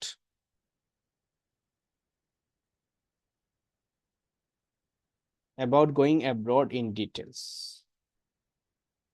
with me yesterday। এখন যদি কোনো সেন্টেন্স এরকম আপনার কাছে মনে হয় যে একটু বেশি তথ্য আছে, তখন ওই আমার পরামর্শ থাকবে যে আপনি টাইম কিংবা রিজনটাকে সামনে নিয়ে যাবেন। যদি টাইম থাকে টাইমটাকে, তখন আপনার জন্য ব্যাপারটা সহজ হয়ে যাবে। এরকম হয়ে যাবে যে yesterday he talked about going abroad in details with me। কার সাথে আলোচনা করেছে? আমার সাথে। কিভাবে আলোচনা করেছে? In details. এটাকে আপনি কিন্তু ওই স্ট্রাকচারে ফেলে দিতে পারেন যে কিভাবে আলোচনা করেছে ইন ডিটেলস। কি আলোচনা করেছিলে? He talked about going abroad আর in details with me yesterday time. তাহলে কিভাবে, কার সাথে, কখন। তো এই হচ্ছে আপনার এইটা। আমি 2 নম্বরটা আপাতত যাচ্ছি না, 3 নম্বরটাতে আমরা যাব। 2 নম্বরটা হচ্ছে কমপ্লেক্স সেন্টেন্স। তো কমপ্লেক্স সেন্টেন্সের সিস্টেম আরো একটু ডিফারেন্ট। তো আমরা এইটা আগে 3 নম্বরটা ট্রান্সলেট করে ফেলি। এটা আপনাদেরকে আর দিচ্ছি না আমি। রহিম সাহেব, রহিম সাহেব মানে সাহেব মানে মিস্টার, মিস্টার রহিম কি করেছেন? কিনেছিলেন। বাইয়ের জায়গায় আমি পারচেজড দিতে পারি, পারচেজড। রহিম সাহেব কি করছে? পারচেজ করছে। কি করছে? একটি জমি। এখন কেউ কি আমাকে বলবেন একটি জমির ইংরেজি কি? A piece of land. A piece of land. কি কিনেছিলেন? A piece of land. A land হবে না?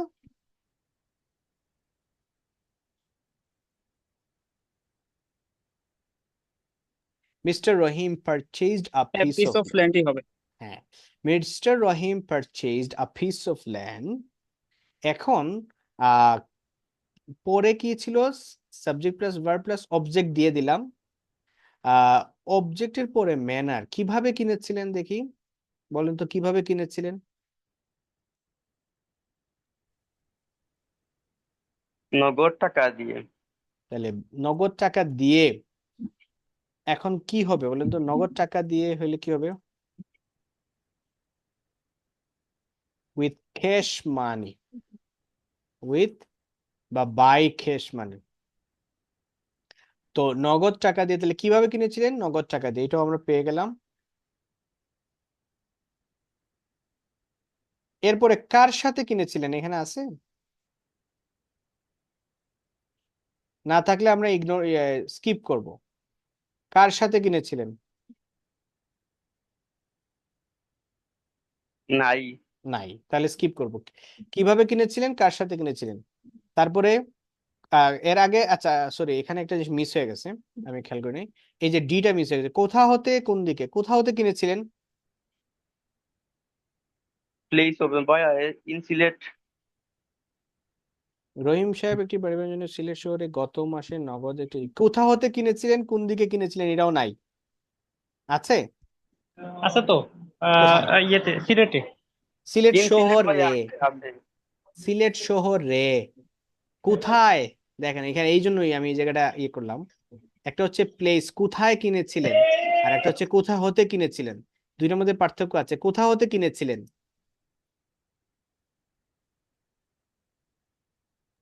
এটা এটা নাই কিন্তু, এটা এটা নাই। নাই তাহলে কিন্তু কোথায় কোথায় আছে? কিনেছিলেন? তাহলে এটা আমরা পরে আসতেছি। তাহলে কিভাবে কিনেছি, কার সাথে, তারপর হচ্ছে প্লেস। আচ্ছা, ডি শেষ, এম শেষ, প্লেস। কোথায় কিনেছিলেন এখন আসবে। কোথায় কিনেছিলেন? ইন সিলেট। সিলেট। সিলেট শহর বলতেছে, তাহলে কি হবে? In Sylhet city, in Sylhet city. গত মাসে।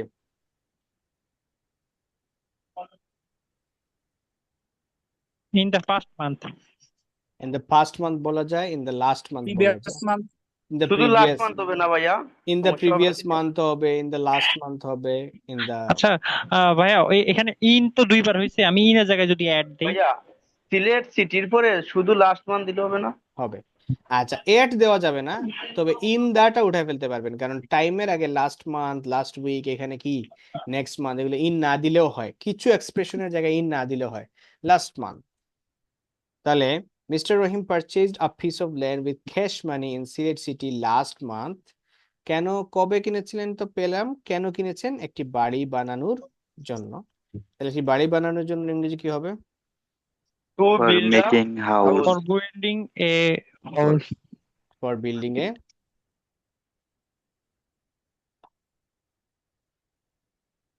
for building a house. Mr. Rahim purchased a piece of land with cash money in Sylhet City last month for building a house. এখন কথা হইতেছে, আপনি যদি মনে করেন যে না, এই বাক্যটা আমি এই স্ট্রাকচার ফলো না করে এইভাবে কারেক্টলি মানে 100% অ্যাকুরেসি মেনটেন করে ইংরেজি করতে পারি, সেক্ষেত্রে আপনার এই স্ট্রাকচার ফলো করার দরকার নাই। জীবন এমনিতে সহজ থাকলে কঠিন করার দরকার নাই। আর যদি মনে করেন এইভাবে তো করলে পারফেকশন হয় না, তাহলে কয়টা দিন আপনি এই স্ট্রাকচার অনুযায়ী ট্রান্সলেট করেন, দেখবেন যে আপনার সবকিছু ঠিক আছে। স্ট্রাকচারটা কিন্তু কঠিন না। স্ট্রাকচার হচ্ছে, আপনি যদি বলেন সাভারডম পিটিআর, এভাবে মুখস্থ করে ফেলতে পারেন। সাভারডম পিটিআর, ডি মানে ডিরেকশন, এম মানে ম্যানার, ডিরেকশন মানে কোথা হতে কোন দিকে। দেখেন আমি মুখস্থ বলে দিচ্ছি, সাবজেক্ট, তারপর অ্যাডভার্ব ও ফ্রিকোয়েন্সি যদি থাকে, সবসময় থাকে না, তারপর ভার্ব, তারপর অবজেক্ট তো আমরা ছোটবেলা থেকে জানি, খেয়াল করেন। তাহলে আপনি এটা মুখস্থ করার কোনো দরকার নাই। খেয়াল করেন, সাবজেক্ট ভার্ব অবজেক্ট, এটা তো আপনি ছোটবেলা থেকে শুনে আসছেন, তাহলে এটাকে আপনি স্ট্রাকচারের অংশকে মনে করেন না। আর ডিটাকে আমি একটু সাইডে রাখি। আপনি দেখেন ছোটবেলা থেকে এটা শিখে আসছেন, এমপিটি, আমরা অ্যাডভার্ব পড়ছি আমরা ছোটবেলায়, adverb of manner, adverb of place, adverb of time, এটা আমরা জানি। আর জাস্ট একটা আছে রিজন, যে কোনো কারণ, যে কোনো ঘটনার কারণটা আপনি জাস্ট লাস্টে উল্লেখ করবেন। আর শুধু একটা জিনিস এক নতুন আসছে, সেটা হচ্ছে ডিরেকশন, কোথা হতে কোন দিকে। এই জিনিসটা কিন্তু আমরা আজকে প্রথম হয়তোবা দেখলাম। তাহলে আমার জাস্ট মনে রাখতে হবে, অবজেক্টের পরে ডিরেকশন দিব, আর বাদ বাকি হচ্ছে MPTR, manner, place, time, reason. এখানে double O double D double M এটা কেন? হ্যাঁ, ডাবল এফ মানে প্রত্যেকটাতে দুইটা করে প্রশ্ন আছে। দেখেন, ডিরেকশন মানে হচ্ছে দুইটা জিনিস, কোথা হতে জি জি জি। কোন দিকে। ম্যানার মানে দুইটা জিনিস, কিভাবে, কার সাথে। অবজেক্ট মানে দুইটা জিনিস, কাকে, কি। ঠিক আছে। সাবজেক্ট মানে কে বা কারা, এখানে একই জিনিস ভাই আর কি। ভাই ওই যে একসাথে কি যেন বলছেন, স্যাবো। সাভারডম পিটিআর, সাভোডম পিটিআর।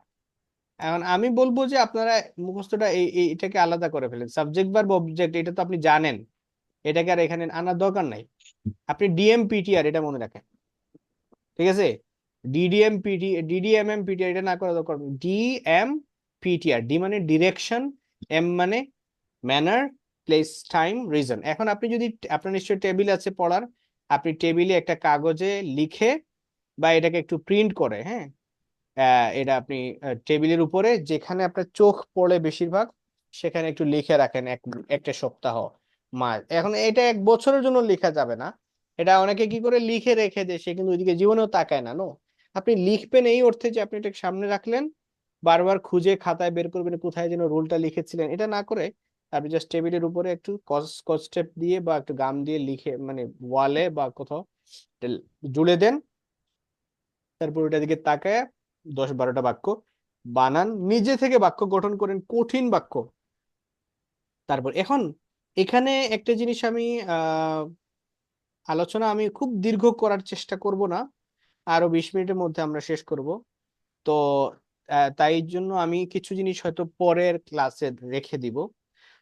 তারপরেও যদি বলি, আজকে এই পর্যন্ত যা যা আলোচনা করলাম সবগুলো হচ্ছে সিম্পল সেন্টেন্সের, মানে একটা সিম্পল সেন্টেন্সে এই জিনিসগুলো থাকবে। কিন্তু সিম্পলের পরে কম্পাউন্ড বা কমপ্লেক্স সেন্টেন্সে কি হবে, সেটা হচ্ছে কমপ্লেক্স সেন্টেন্স বা কম্পাউন্ড মানে হচ্ছে এখানে এটার পরে একটা কি হবে, একটা কনজাংশন বসে, তারপরে আবার সেম জিনিস হইতে পারে, এটা কিন্তু রিয়েল না, মানে এরকম হয় না। বাট ধরেন আমি বোঝার সুবিধার্থে বললাম যে এই হচ্ছে আপনার টোটাল, যে আপনি এক সাইডে এইটা স্ট্রাকচার, টোটাল এটা হচ্ছে সিম্পল সেন্টেন্স স্ট্রাকচার। তো এটা হচ্ছে একটা সিম্পল সেন্টেন্স, আর এন্ড দিয়ে এই পাশে আরেকটা সিম্পল সেন্টেন্স, অর্থাৎ দুই পাশে যদি দুইটা জিনিস থাকে। আমি এক লাইনে আসতেছে না, একটু ছোট সাইজ করি তাহলে।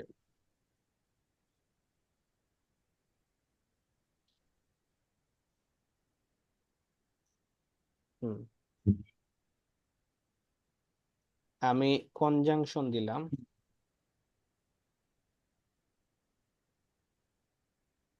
হ্যাঁ, এটা হচ্ছে একটা সিম্পল সেন্টেন্স, এন্ড দিয়ে আরেকটা সিম্পল সেন্টেন্স। একটা সিম্পল সেন্টেন্সের মধ্যে এগুলো থাকবে, আর একটা সিম্পল সেন্টেন্সের মধ্যে এগুলো থাকবে। কমপ্লেক্স কিংবা কম্পাউন্ডে গেলে সেটা ডিফারেন্ট বিষয়। সো আমরা আপাতত সিম্পলের মধ্যেই আছি। সিম্পল মানে আমরা জানি, সিম্পল মানে হচ্ছে একটা সাবজেক্ট এবং একটা ফাইনিট ভার্ব। ফাইনিট ভার্ব মানে কি? সমাপিকা ক্রিয়া, মানে যার দ্বারা কার্য সম্পাদিত হবে, মানে পরিপূর্ণ হবে, সমাপ্ত হবে। তো এই পুরো সেন্টেন্সটা কিন্তু একটা সিম্পল সেন্টেন্স, কারণ এখানে একটা সাবজেক্ট আছে এবং একটা ভার্ব আছে। রহিম আলোচনা করেছিল, এই হচ্ছে সাবজেক্ট এবং ভার্ব। যারা নিয়মিত বই পড়ে তারা কখনো একা অনুভব করে না, সেটা হচ্ছে কমপ্লেক্স সেন্টেন্স। ওইদিকে আমি আপাতত যাচ্ছি না। যখন তিনি আমাকে কল করেছিলেন তখন মুষলধারে বৃষ্টি হচ্ছিল, তাই আমি কলটা ধরতে পারিনি। আর তিনটা সেন্টেন্স, সেটা হচ্ছে কমপ্লেক্স কম্পাউন্ড। কম্পাউন্ডেরও কম্পোনেন্ট আছে। যারা আমার সাথে দেখা করতে এসেছেন তারা আমার নিকট আত্মীয়। বিদেশি ভাষা শিখা আজকের বিশ্বায়িত যুগে একটি অপরিহার্য দক্ষতা হয়ে উঠেছে। This is a simple sentence, এবং এটা একটু মজার হবে, একটু ডিফিকাল্টও হইতে পারে। সো এইটা আমরা অনুবাদ করব এখন। এটা কেউ একজন বলেন তো, এটা শুরু করব কিভাবে? Learning a foreign language. Okay, তারপরে কি হবে? Learning a foreign language is an essential skill for today's world or globalization. একটু বাইবা বলতে হবে, এমনি তো জাস্ট বলে ফেললাম। না, আর হইছে। Global world. আহ, আচ্ছা, এখন প্রবলেমটা হবে, আমি বলি, সবাই তো আর এখানে সমান না। এখানে সাবজেক্ট চিহ্নিত করাটা একটু টাফ হয়ে যাবে। আহ, মানে রুবেল মনে হয় আনসারটা বলছিল প্রথমে, নাকি? প্রথমে আনসারটা কে বলছেন এই কোয়েশ্চেনের?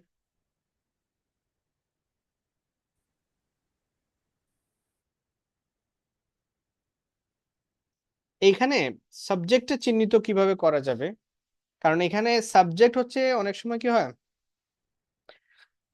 অ্যাবস্ট্রাক্ট নাউন যখন সাবজেক্ট হবে তখন একটু টাফ হয়ে যায়। অ্যাবস্ট্রাক্ট নাউন হচ্ছে, এখানে আমরা ভার্বের দিকে যাব। হয়ে উঠেছে, এটা হচ্ছে আমাদের ভার্ব, হয়ে উঠেছে। এখন আমরা ভার্ব যখন পেয়ে যাব তখন আমরা ভার্বকে জিজ্ঞেস করব কে হয়ে উঠেছে। তাহলে বিদেশি ভাষা হয়ে উঠেছে নাকি শেখা হয়ে উঠেছে? এটা হচ্ছে আমাদের সাবজেক্ট, শেখা। এখন সাবজেক্ট অনেক সময় কি হয়, সাবজেক্টের সাথে কিছু জিনিস জড়িত থাকে, সরাসরি একটা ওয়ার্ড। মনে করেন শেখার ইংরেজি কি? লার্ন। লার্ন অর্থ শেখা। এখন একটু আগে প্রথম ক্লাস দিকে আলোচনায় বলছিলাম, ভার্ব যখন সাবজেক্ট হয়ে যাবে বা ভার্ব যখন নাউন হয়ে যাবে তখন তার সাথে আইএনজি দিব, লার্নিং। এখন শুধু শেখা তো আর অপরিহার্য হয় না, কি শেখা? এটার সাথে সরাসরি সম্পর্কিত হচ্ছে বিদেশি ভাষা। এখন বিদেশি ভাষা অনেকগুলা নাকি একটা?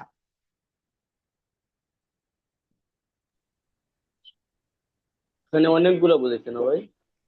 আচ্ছা, অনেকগুলো বুঝাবেন নাকি একটা বুঝাবেন, আপনি নিজেই ডিসাইড করবেন। যদি অনেকটা হয় তাহলে এইভাবে দিবেন, লার্নিং আ ফরেন ল্যাঙ্গুয়েজ। এটা হচ্ছে আপনার সাবজেক্ট। এখন হয়ে উঠেছে যদি বলি তাহলে এর ইংরেজি কি হবে? বিকাম। বিকাম। তাহলে এখন হয়ে উঠেছে, প্রেজেন্ট পারফেক্ট। তাহলে ওই যে ওই কথায় চলে যাচ্ছে আমি আবার। ভার্ব দেওয়ার সময় আমাকে কি খেয়াল করতে হবে? টেন্স। তাহলে হয়ে উঠেছে এটা কিন্তু প্রেজেন্ট পারফেক্ট সেন্টেন্সে স্ট্রাকচারে আছে, সো আমরা বলছি হ্যাজ বিকাম। হ্যাজ বিকাম কি হয়ে উঠেছে?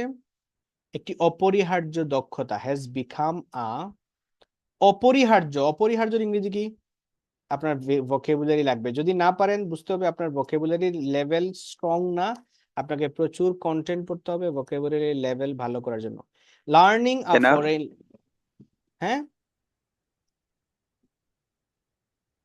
অপরিহার্য হচ্ছে এসেনশিয়াল, নেসেসারি। এসেনশিয়াল হবে, নেসেসারি হবে। নেসেসারি মানে প্রয়োজনীয়, এসেনশিয়াল মানে জরুরি। কিন্তু ওই যে বললাম অপরিহার্য, অপরিহার্য মানে হচ্ছে যেটা পরিহার করা যায় না, মানে যেটা বাদ দেওয়া যাবে না। ইনএভিটেবল, যেটা বাদ দেওয়া যাবে না, ইনএভিটেবল। দক্ষতার ইংরেজি কি? Skill. skill. Learning a foreign language has become an inevitable skill. আজকের বিশ্বায়িত যুগে in today's বর্তমানে মানে আজকের আরে আজকের today's বিশ্বায়িত গ্লোবাল গ্লোবাল মানে বৈশ্বিক আর আরো যদি এটার পেসিভ আইডিয়া পেসিভ সেন্টেন্স বলি না পেসিভ আইডিয়া গ্লোবালাইজড যুগের ইংরেজি কি এরা বলতে পারেন টাইম বলতে পারেন টাইম মানেও কিন্তু যুগ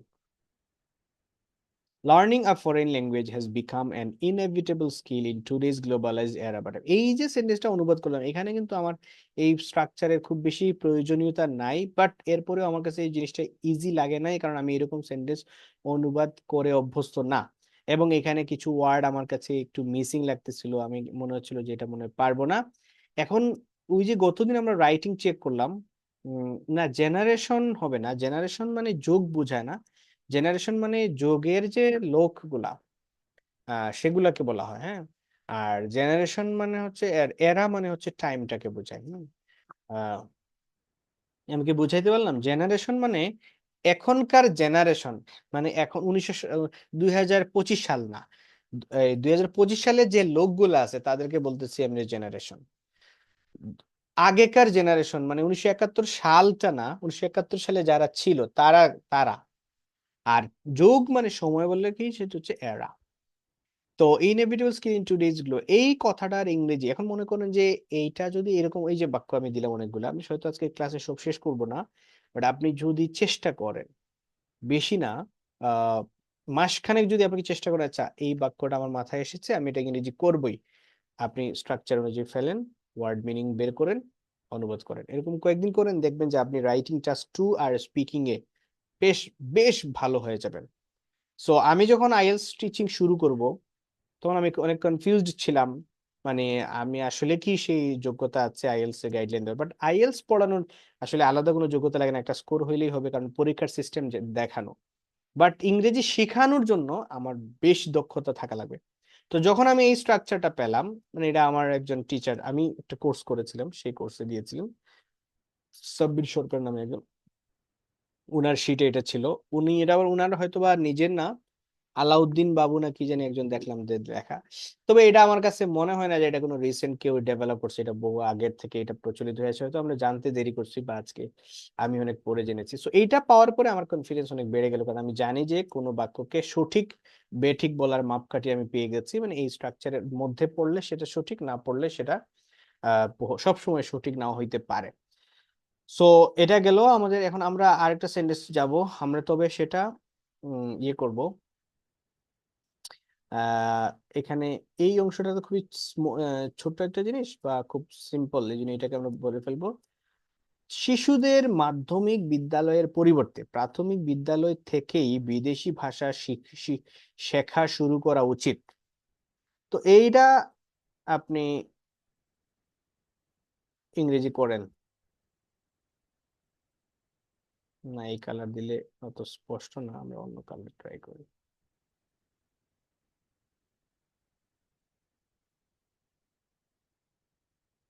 নিচের সেন্টেন্সটা একটু আলাদা করে দেন তো তাহলে একটু দেখতে শুনতে হবে।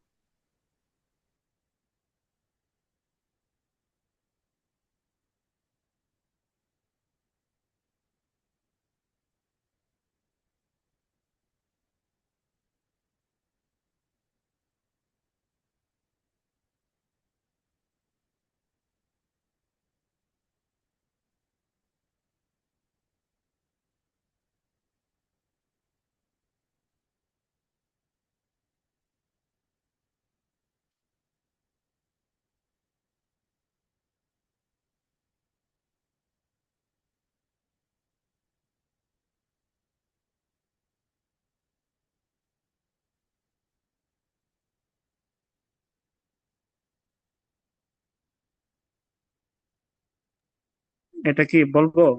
জি বলেন না লিখে ফেলেন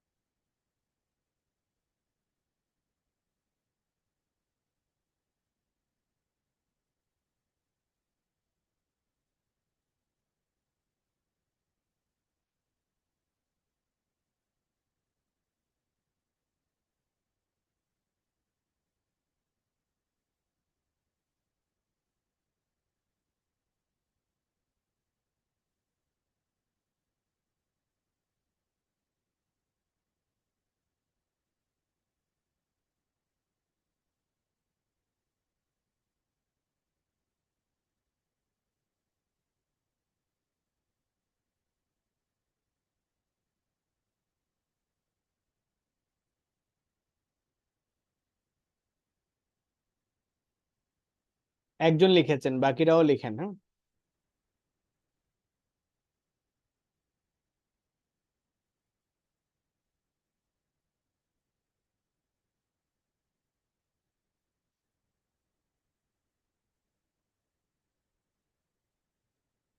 আচ্ছা আর বেশি সময় নিব না, আসেন। কেউ কেউ মনে করেন, এটার ইংরেজি করি। সাম পিপল থিঙ্ক, পিপল না দিলেও হবে, সামথিং বলবে, মেনি থিং বললে হবে, থিঙ্ক। ওইখানে যেহেতু কমা আছে, আমরাও কমা দিতে পারি, বাট এখানে দ্যাট দিলে আইএলস ইংরেজিতে দ্যাটটাই এখানে ভালো হবে। দুইটা সেন্টেন্সের মাঝখানে সাধারণত কমা হয় না। সাম পিপল থিঙ্ক দ্যাট শিশুদের মাধ্যমিক বিদ্যালয়ের পরিবর্তে প্রাথমিক বিদ্যালয় থেকে বিদেশি ভাষা শেখা শুরু করা উচিত। এখানে সাবজেক্ট হচ্ছে শিশুদের, মানে শিশুরা আর কি। শিশুদের ইংরেজি হচ্ছে চিলড্রেন। তারপরেই হচ্ছে ভার্ব, ভার্ব হচ্ছে উচিত, আর উচিতের ইংরেজি হচ্ছে শুড। কারণ শুড একটা মডাল ভার্ব, আর মডাল ভার্বের একটা নিয়ম হলো তার সাথে আরেকটা ভার্ব দেওয়া লাগবে, এবং সেটা অবশ্যই তার সাথে থাকবে। শুরু করা, শুড স্টার্ট বা বিগিন। কি শুরু করা উচিত? শেখা শুরু করা উচিত, লার্নিং। বিদেশি ভাষা একটা নাকি অনেকগুলা? এটলিস্ট এ, আমি আমি এ দিলাম, আ ফরেন ল্যাঙ্গুয়েজ, আ ফরেন ল্যাঙ্গুয়েজ। আমরা কিন্তু সিম্পল সেন্টেন্সের মধ্যে আছি, কমপ্লেক্সে যাচ্ছি না আজকে, আমরা নেক্সট ক্লাসে কমপ্লেক্সে যাব। Some people think that children should start learning a foreign language. শুরু করা উচিত, আচ্ছা শুরু, বিদেশি ভাষা শুরু করা উচিত প্রাথমিক বিদ্যালয় থেকে। ওই যে চলে আসছে, আসেন, ডিরেকশন, কোথা হতে শুরু করা উচিত? ফ্রম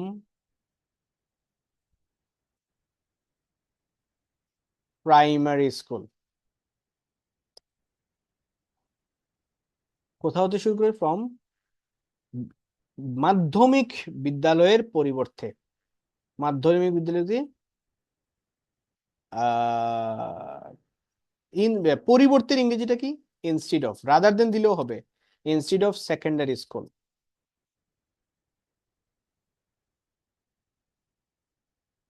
সরি, মাধ্যমিক আমরা এখানে হাই স্কুল আছে তো, instead of high school. High school কি দিয়ে আমরা মাধ্যমিক মিন করতে পারি?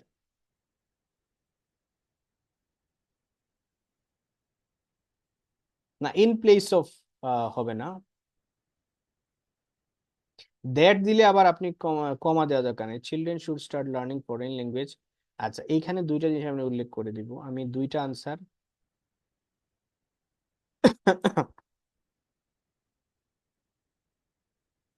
এখন এই হচ্ছে আমার আনসার। এখন আমি, আপনারা দুইজন আনসার লিখেছেন, আপনার আনসার গুলোর মধ্যে কিছু কারেকশন করে দিই। এটা একজন লিখেছেন, দেখেন চিলড্রেন শুড, এখানে শুড মানে উচিত, আর উচিতের পরে শুরু করা, এখানে বি এর কোনো স্কোপ নাই, সো আপনি বি এখানে দেওয়ার কোনো দরকার নাই, কেয়ারফুল থাকতে হবে। Children should learn a foreign language in primary school. এখন এখানে দেখেন, এখানে বলছে শুড স্টার্ট, শিখা উচিত না, শুড স্টার্ট। কি করা উচিত? শিখা, শুরু করা উচিত। কি শুরু করা উচিত? Learning a foreign language, learning a foreign language.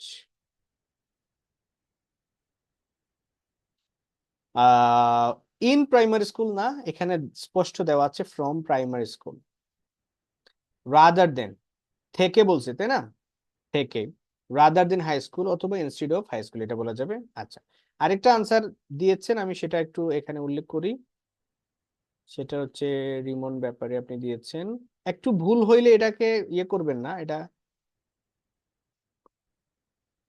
কমাটা তুলে দেওয়া যায়। সাম পিপল থিঙ্ক দ্যাট, কমা দেওয়া দরকার নাই,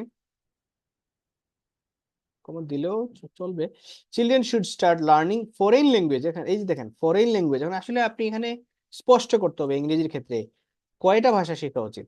তাহলে আপনি দেন এস দিয়ে দিন, ফরেন ল্যাঙ্গুয়েজেস, তার মানে আপনি বুঝাচ্ছেন একের অধিক। আর যদি এক মনে করেন তাহলে এখানে ডিটারমাইনার দিতে হবে, আ ফরেন ল্যাঙ্গুয়েজ। এখানে যদি ইংলিশ দিয়ে দিতেন সেটা আরো বুঝে, from the primary school instead of secondary school.